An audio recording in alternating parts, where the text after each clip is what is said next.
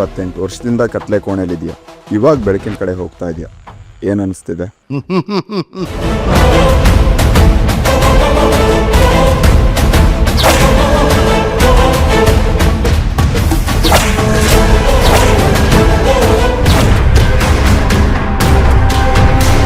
ನಿಕೆ welcome to your world sir. Thank you.